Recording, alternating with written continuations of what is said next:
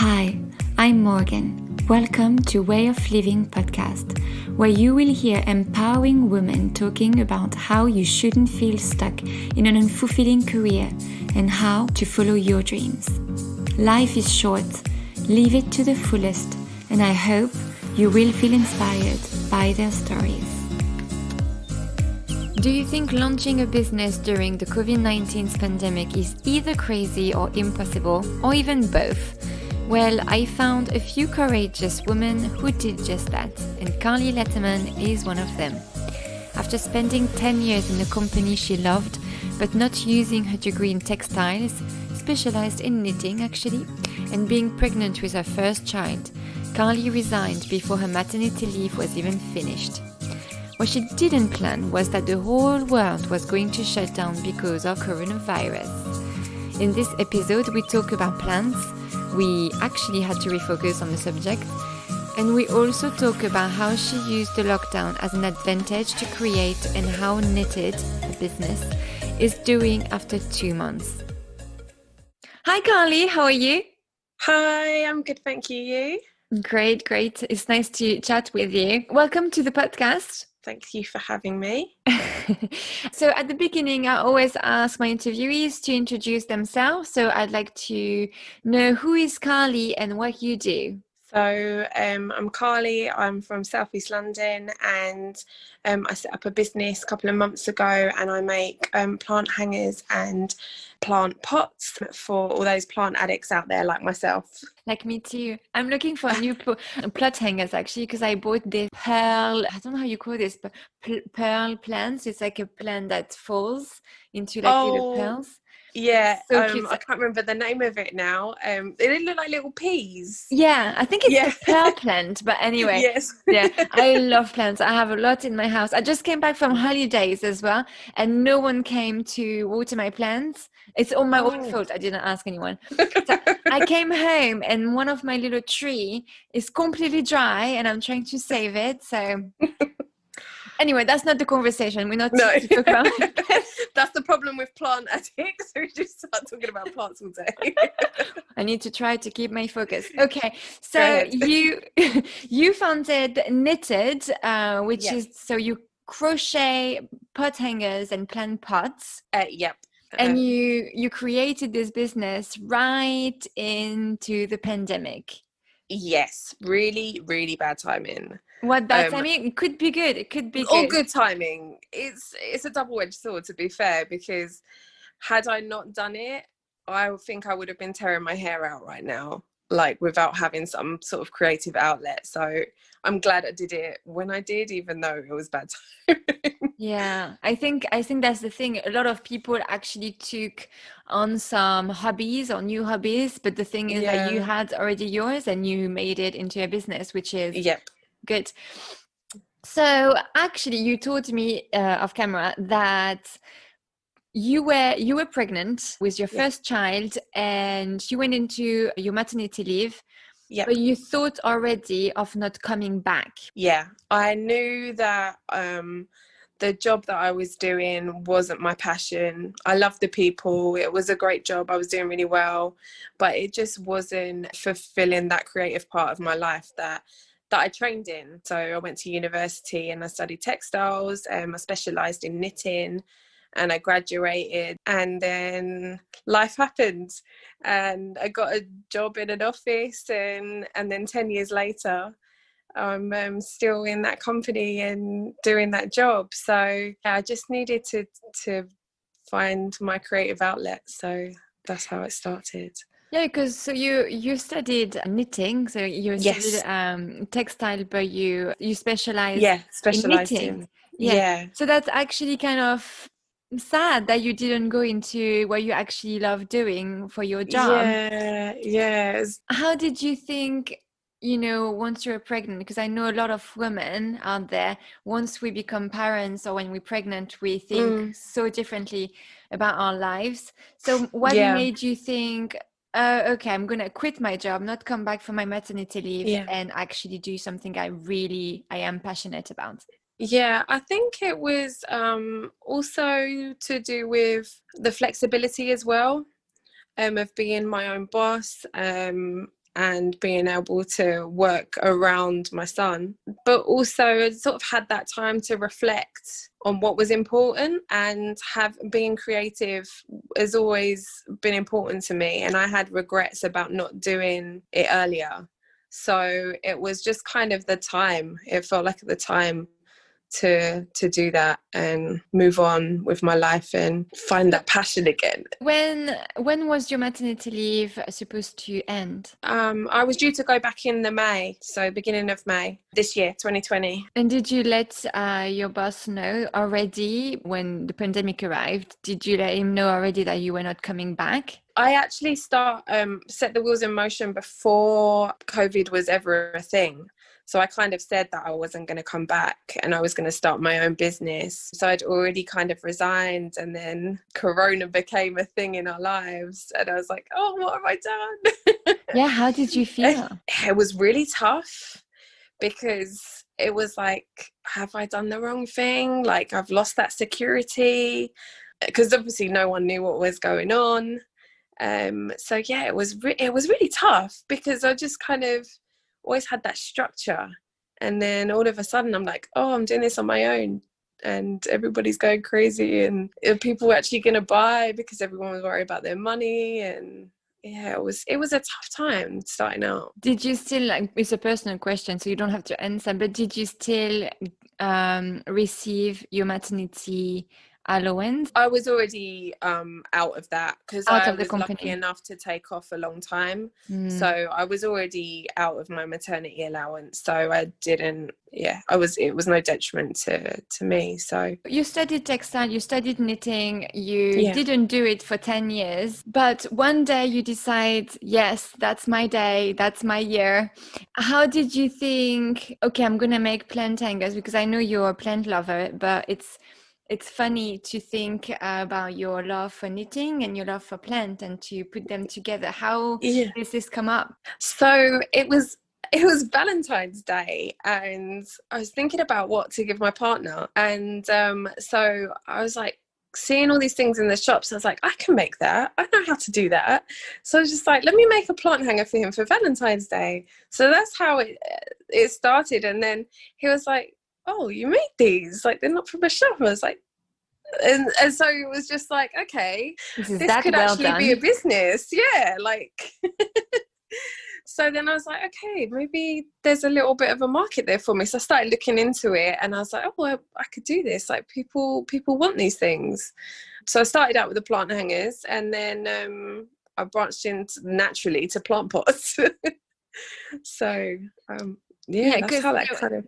There was this whole thing as well, it's still a thing, like this crochet macrame kind of like that was the big thing last year or even a couple of years ago, because I know that I was like making stuff on my house. Actually behind me I made like something. I was just looking at that. But yeah, so that was a thing, like it's been a thing for like a couple of years, I think. So you saw this on Instagram, you saw this, how did you think, oh, okay, actually there is a market for it? Well, it's one of those things you start seeing when you start looking at plants, and you start seeing all these ads, and then you start following people. And I was like, this naturally just occurs. There's a big plant community on Instagram and Facebook. And it's like that. I didn't really know that it existed. I just love plants and just ended up with them all over the house. So yeah, I kind of found that sort of community, and it's like, okay, there is a market for this.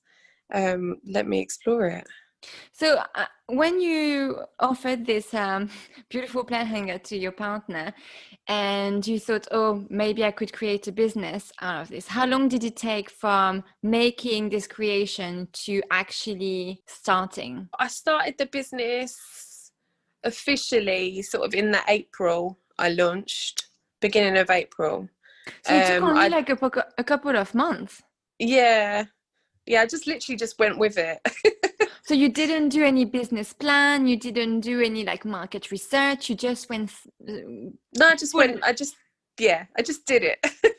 That's absolutely amazing. I just did it. It's probably not the right way to do it, but I just did it. I just started up an Etsy store, got some branded together, a logo and stuff, and just started. So let's talk about like having logos and Do you have any background in this? Like, what is your background after graduating, and like, what was your job, for example? So I worked in HR. It was mainly like a IT HR role. So I'm pretty okay around the computer. My partner works in design.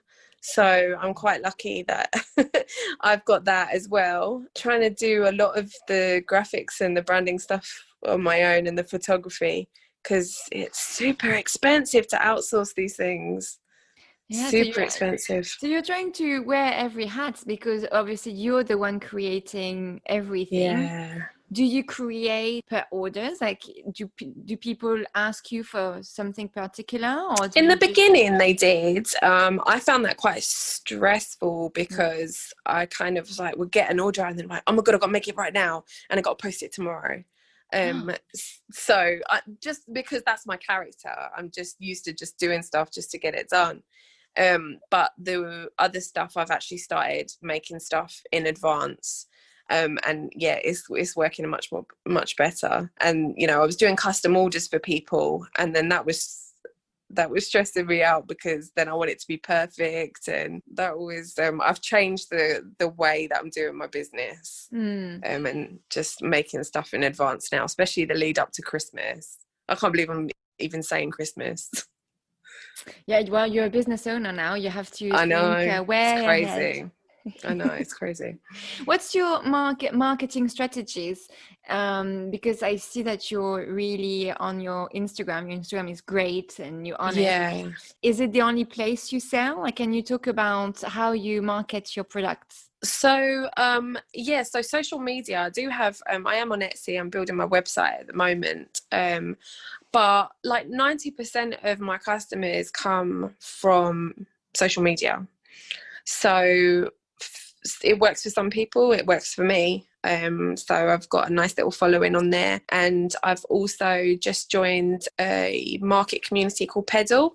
So that was yesterday. I got accepted to be a member, and they do online markets, virtual markets now. It's sort of become a thing since the pandemic to do these sort of virtual hosted markets. So I've done a couple of those, and I've got some coming up as well. So that's sort of the main bit of marketing that I'm doing right now to get the products out there. Yeah, because obviously with the pandemic, maybe you had plans to get spots in markets, or because I interviewed someone here who last year she was doing markets, Christmas markets and stuff like that, to sell her backpacks, Bendy Circus. But you can't do that. You couldn't have an event to launch your business. How do you work around this? To be honest, it was mainly through Instagram, just engaging with like-minded creatives. Yeah, just trying to get the word out there, really. A lot of my peers bought my products, which I think always happens when you're a small business owner and selling things in the beginning. So yeah, I kind of feel like I need an anniversary launch or something, because I didn't have that. But yeah, like an end of lockdown, end of coronavirus party. That could be a thing. Yeah, exactly. So I think the dream is to have a shop, a stall, or be stocked in that one day. So I'm working on that at the moment. It's going okay. Everything is reopening slowly anyway. Yeah. So it should be good for you. What do you think for you are the biggest difficulties that you came across since you opened your business? I think I didn't realize how much time it takes to create content. Online. Yeah. Like today's a prime example. Like I made something at lunchtime, like a video, and then Instagram, like it crashed, and it was just like, I've just spent 45 minutes and now I've got to redo it all. It's just one of those, yeah, I don't think I really anticipated like the amount of stuff that you've got to do and how much you have to put yourself out there as well. I've always been quite private. Like obviously not with my friends, but like I don't put things out really publicly. I never really showed my little boy that much on Instagram, and I'm still a little bit wary about it now.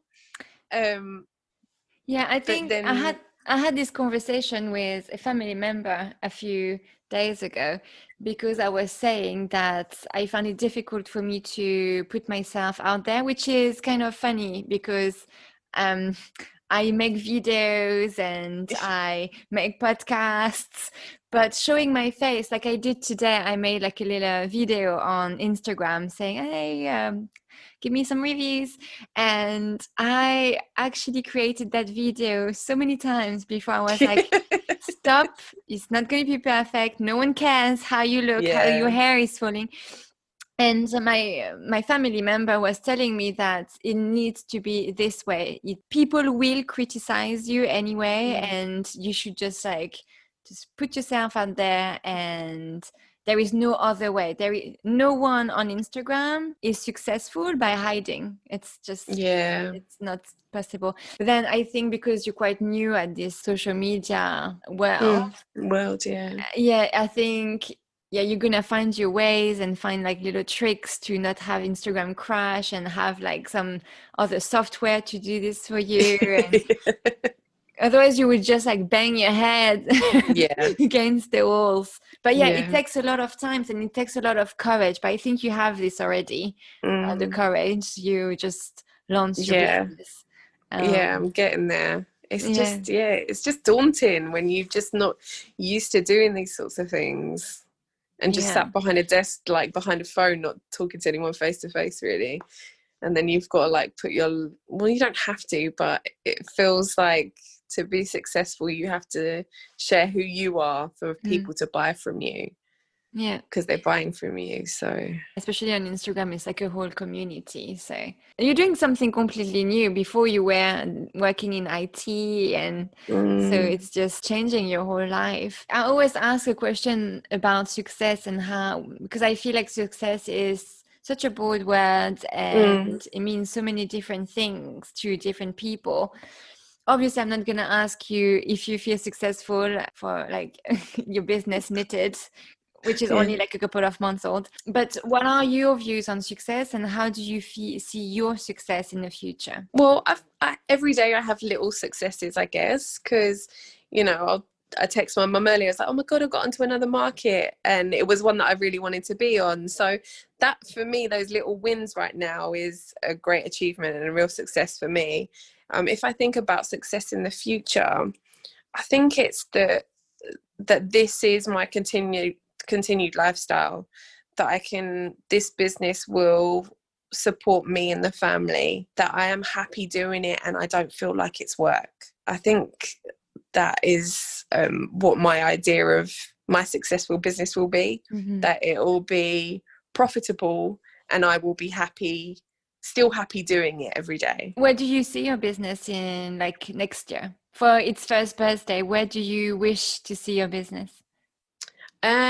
So I would definitely want to be stocked in, I don't know, some sort of trendy Shoreditch home store, or even, I wouldn't have my own shop by then. Maybe that's in 5 years' time. But just like for someone to be like, oh, that's one of those pots. Oh yeah, I've got one of those too. Like just to have a little bit more of like brand awareness. And you could do like pop-up shops as well. Yeah, that's a good idea. Yeah.